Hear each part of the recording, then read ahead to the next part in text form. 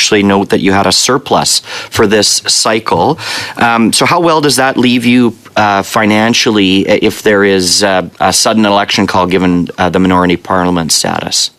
I really would agree with you that it did not go well this last time.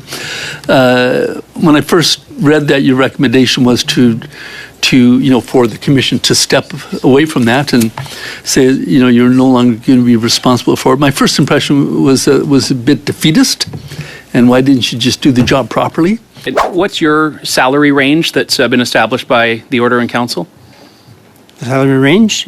Well, you can offer your specific one, but I know that the range is what's publicly available. Why is it that in every single election, there has been a desire by the Leaders' Debates Commission to prevent certain journalists from accessing the proceedings and asking questions of leaders of parties in this country? This guy's garage. Like and subscribe. Your title is the interim leader, and I think you just said you've made recommendations for the next commissioner. So I'm curious, why are you still interim? Is there some delay, or are you passing on the torch, or so to speak? Or if you can just give us some clarity around the process for the appointment of a permanent commissioner. Acting commissioner until there's a new commissioner, and that is the purview of the Minister of Democratic Institutions. So I guess the question should be for him. Okay, fair enough. Have there been any consultations about that done between your office and the department regarding an appointment, a permanent appointment coming? We submitted our final report on the debates in September with the recommendations, and now we're waiting to see what consequences we'll have from that report. Thank you very much. In terms of the costs, I note in our briefing note that was ably prepared by our analysts here, you actually note that you had a surplus for this cycle. So how well does that leave you financially if there is a sudden election call given the minority parliament status? If there is an election call, we get another installment of money to pay for the debate. So there is no lack of money in terms of money. But we do, and we've had surpluses at every cycle, 2019, 21, and 25, and that money goes back to the Treasury Board. Very good. And we start over as soon as there's an election called. Fair enough. So since the last election ended, but given the sort of unstable nature of this parliament, what organizational planning efforts have been undertaken by your office should a sudden election be called? To start with, we had to prepare a final report for September. We have 5 months after the election to submit a report to the minister. So we spend the summer doing consultations with wide consultations to improve the reports and have solutions to the problems that I underlined. And we delivered that report on time. And now we have to be election ready in case there's an election. What that means is that we have to make sure that the contracting for the producer is in line, and that's been taken care of. And like I say, if and when there's a new commissioner, then he or she will act on the recommendations that we make in this report. In terms of selecting the location in such a sudden situation, will you just revert to using the same location as in the past, or are other locations on the table? We always look at different locations. Of course, given the fact that we're in a minority government situation, it's hard to actually prepare or plan for a fixed date election. So the easiest solution is actually to do the debates in the producers' studios, Radio-Canada or CBC, because those are available. If, for example, we want to do the debates in other venues, let's say where we did them before at the Museum of History in Gatineau, you have to deal with events that are already planned, so that's more complicated. Thank you. Just a couple more questions from me, particularly to do with your recommendations on the criteria for participation. I think I certainly agree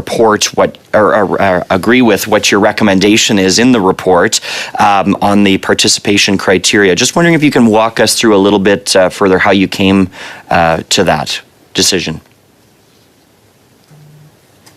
Decision to make the recommendation to tweak the criteria to ensure that early invitation situation that occurred is corrected. Yeah. Well, when we looked at this criteria, we considered using the Canada Elections Canada list because it's the official list of the election. But after consulting, producers and other people, it was deemed that it was too close to the debates themselves because the elections list only comes out a week before the debates. And traditionally, we've always wanted to have about 2 weeks to prepare for the parties actually to rehearse knowing who they are up against, which is, legitimate, and for the producers to actually prepare the set, prepare the format, prepare the questions. And after consultations and after the debates, we came to the conclusion that 1 week was actually enough. So even if it makes it a bit tighter.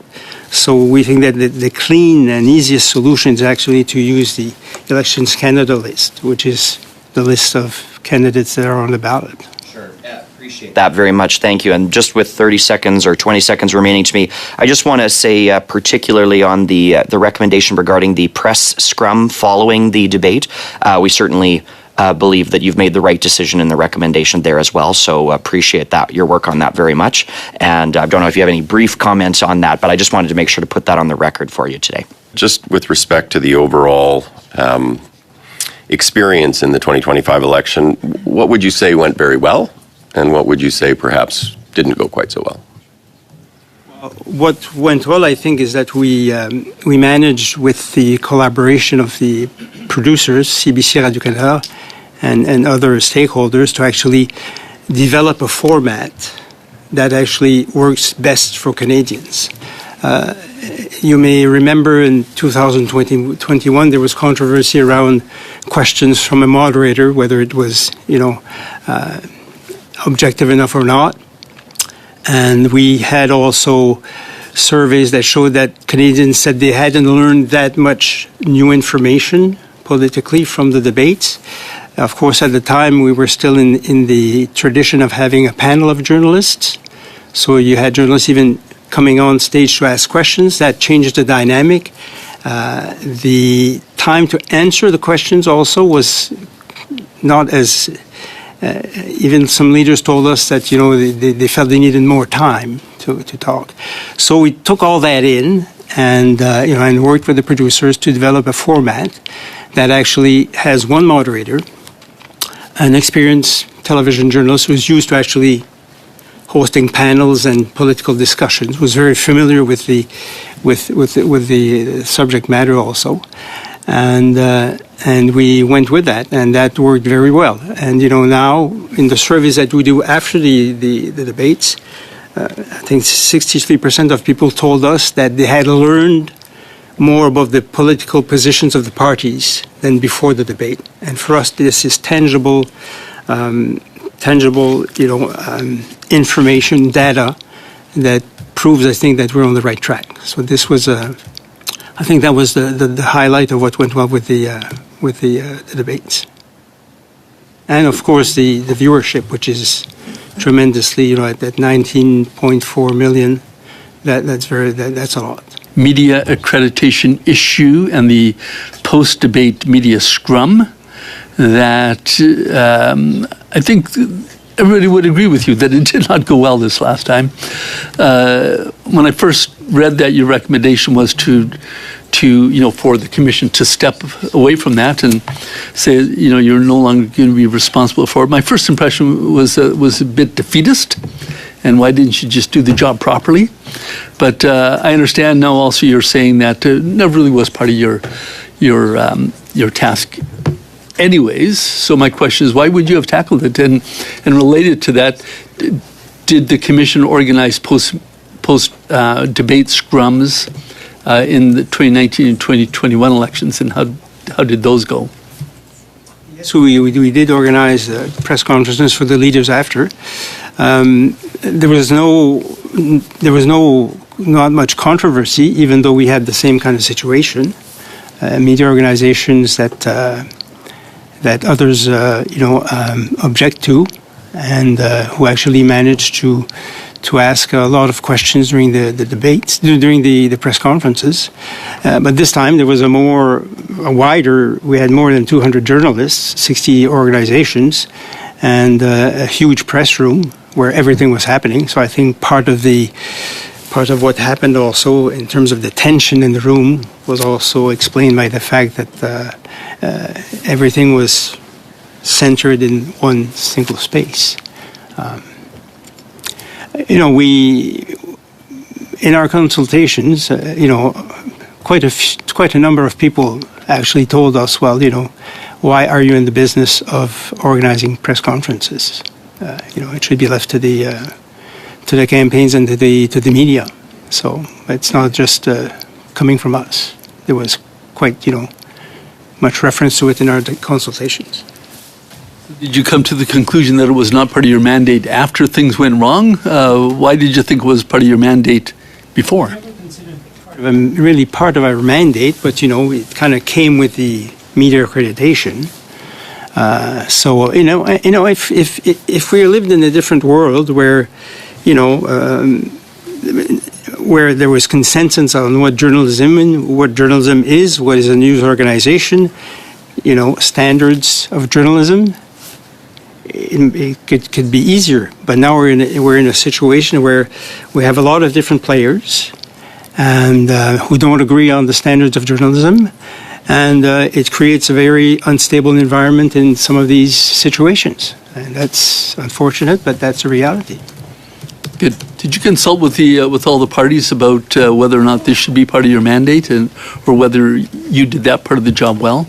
Well, we canvassed the parties as well whether we should continue or not, to do this. And some said yes, some said no, some were kind of indifferent. The commissioner, next time, for the next election, you will not organize the post-debate scrum, I take it. No, if I'm commissioner, but I assume there will be a new commissioner by the time we get there. You never know. For now, it's a recommendation. We have some votes coming up soon. For now, it's a recommendation to the next commissioner. Right, good. Do you still have a minute? Okay, good. So I'm going to go to the criteria for deciding who you invite to participate in the debate, which party leaders. You changed the rules mid-course, if my understanding is correct, in the lead up to the 2025 election debates. Perhaps you could say what was wrong with the old rules, what's good about the old criteria, what's good about the new criteria. Well, after the 2021 debates, we did a post-mortem and we consulted widely on, these questions. And there was one thing that came up is that, we thought that and some other people agreed that the criteria were too based on past performance of parties. If you had elected one member of the party 4 years ago or at the last election, and if you had gotten 4% of the vote, you were in automatically to the debates. And we thought that we needed the criteria that measured the current strength of the parties to make sure that there are viable choices for voters in the current election. So what we did is that, instead of having 3 criteria, that any of the criteria could actually get you into the debates, we said, well, you'll need 2 out of 3 criteria. If you already have a member in the House, that's 1 point. If you have 4% of the vote in polling done at the start of the campaign, you're in if you have those 2 criteria. Or if you don't have that, well, if you have candidates in 90% of the ridings, then that's also a sign of organizational strength, that will get you into the debate. So 2 out of those 3. And we thought that it recognized the party's proven ability to elect members, because it's not that easy. And secondly, it looked at the current strength of the parties. And combining both, I thought, was the best way of measuring a party's current viability in the campaign. I'll jump straight into questions now. The French language debate during the recent election was moved, so Canadians could watch both the debate and the Habs game. Your report indicates that 43% of Canadians watched a debate and 87% said that the debates are important to democracy. Mindful that's a 34% increase in viewership since 2021. But what's interesting to me, given these numbers, is the parallel that it creates. Because we often hear that Canadians are not interested in political democracy. But I think these numbers show that when the conditions are right, people care and people tune in. So how do we ensure that the conditions are right as often as possible? The conditions of? People watching these debates and having access to these debates. Well, I think the fact that people expect them, that they're expected to happen, and that you have a commission who actually, his work is actually to organize these things and make sure there's a production and wide distribution, I think helps establish the permanency of debates in the political environment. And I think this is hugely important, given now that, with social media, disinformation, people don't know what to believe anymore. And it's one of the rare occasions where they have the leaders of the parties side by side on a stage, live, unmediated, unaltered by, third parties, to hear what they say and what their propositions are for the problems that face the nation. So I think it's hugely important, and I think that the Debates Commission plays a part in this architecture of democracy, if you like, and we believe that it does have an impact. So the Leaders Debates Commission was established in 2018. So in the last 7 years, how many events has the commission hosted? In debates? Yes. 3. 2019, 21, and 25. Okay. But each debate has actually had 2, an English and a French. Yes. So 6. Yes. So you've done 6 things in 7 years, correct? We've organized 6 debates in 7 years. Okay. And what do you do on a given day? Pardon me? What do you do on a given day? On a given day? Yes. Well, we have weekly meetings we have a small staff. Mm-hmm. I have a full-time person who actually does the accounting, finances, administration, and a lot of other stuff. And I'm part-time, and we have another part-time employee who actually helps us with on an hourly basis. And what's your salary range that's been established by the Order in Council? The salary range? Well, you can offer your specific one, but I know that the range is what's publicly available. I don't know the full range of it. Okay. I know what I'm paid. Okay. Are you open to sharing that with the committee? Well, I don't know if it's privileged information from Human Resources. I actually don't know. Okay. When you were appointed, as I understand it, the range that the Order in Council stipulated was $160,000, I believe, to $190,000. Does your salary for your part-time job fall within that range? Yes, okay. but I'm not paid the full amount. I'm paid for 2 days a week. Okay. So your commission hosts a meeting a week. What else do you do? We after each debate, we actually do consultations. We just published a report that is required by our mandate. We prepare for the next debates. We review the participation criteria. In this case, also the media accreditation policy. We hold consultations on some of these questions, and we prepare also the contracting. The contracting for the next debates is always a complicated and arduous task because we go through PSPC rules. So there's enough for us to actually be to be busy enough. And like I say, we are also, for the last 3 cycles, we've been in minority government situations where we have to be on call in case there is a debate. In case there is an election. So that's... If there had been a majority government elected, or a situation such as was the case after 2021, where there was a de facto majority government for a period of time, you would have 4 years. That is, at one meeting a week, that's about 200 meetings you would have achieved. So that's something. But what else would you have done in a 4-year period, especially the 3 years between an election and the year before the following election? If we were in a majority government situation, we could the government could very possibly decide that the debates commission will be suspended for 1 or 2 years. That happened after the 2019 election, but then we had to be called back quite quickly because we were in a minority government situation and the government could fall any day. So, of course, if there's a majority government, then I think you could revisit that part of it. I'm just having trouble understanding what exactly it is you do here. Because we have a situation in which if the Leaders' Debates Commission were to go away right now, and there was no commission in 2015, it wouldn't mean we would have no debates. In 2015, there was a Maclean's debate, there was a Globe and Mail debate, we had no shortage of debates, and I believe it was another committee, previously heard testimony from Paul Wells, who was involved with the Maclean's debate, who I believe said they could have had 60 of their debates for the price that your organization did one. So why is this necessary, and why is it necessary even between elections to have this commission? Well, maybe you should put that question also to the government. Yeah. We execute the mandate that we're given with the resources that we're given.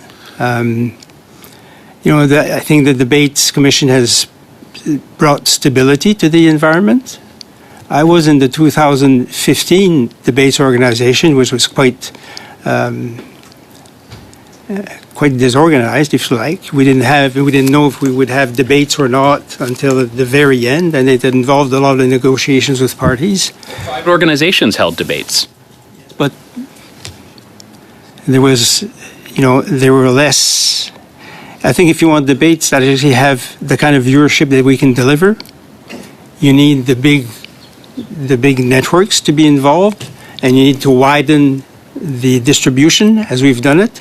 And also, we also reach communities that also feel disenfranchised by politics, whether it's indigenous communities or other minority language communities, other groups that actually don't feel part of the system. So through some of the new emerging media that stream our debates, because it's a free signal, then I think we have an impact that debates organized by private organizations cannot have in the same sense, because the propriety of the debates belongs to these news organizations. I think that's a big difference. Whether all of this is necessary, I think that's open for... You sort of mentioned that CBC Radio-Canada were the only bidders really on the request for the last time around. Where prior we had a consortium and then there was a number of different offers prior. I'm hoping this is not sort of creating a trend that only CBC Radio-Canada are interested in this, or maybe at some point that the larger organizations don't want to produce this. What could be the options here if CBC Radio-Canada or one of the large TV groups decide not to produce something like this? Well, I think we're all aware that the media organizations are having financial difficulties for various reasons I won't get into at this point. So I think it is a point to consider. What effect does this have on the capacity of major networks to actually continue to produce the debates? The public broadcaster has agreed to step forward now for the past 3 cycles, and I have no reason to believe that they wouldn't have the capacity to continue doing so. They do have public financing, and that's kind of that helps. Now that doesn't mean that we're not open to actually having other people apply to produce the debates. It's an open process, and there's a very thorough process to go through to have proved technical capacity, experience, and other criteria to make sure that the debates can reach the maximum number of people and be produced professionally. So no, we'll have to evaluate if these hypotheses come to pass. But it is a very unstable environment, the media environment now, and people make choices that they have to make. If I just have a minute or so. 50 seconds. Let's go quick. In the report, you did state that some stakeholders were calling for maybe two types of debates. One with all leaders possibly, and then maybe another one with the front runners as it goes along. And I wonder if you could maybe make a couple comments on how would you try to manage that piece. Well, for now, the mandate of the Commission is to organize two debates, not two sets of debates, but one French, one English. We've had some consultations, and especially calls from the public who would like to have more debates. But that in consultations with the parties and with the media and others, we didn't gather much enthusiasm for another set of debates because campaigns are short. If they're 5 weeks, two debates would take the best part of a whole week of campaigning. These issues we have to actually consider. We discussed last time that there have been 3 elections in which the Leaders' Debates Commission has been established and has been responsible for organizing state-run debates. I'm still having a little bit of difficulty understanding precisely what the Commission's role is between elections. Would you agree to provide your calendar to the committee for what you have done since the last election? Well,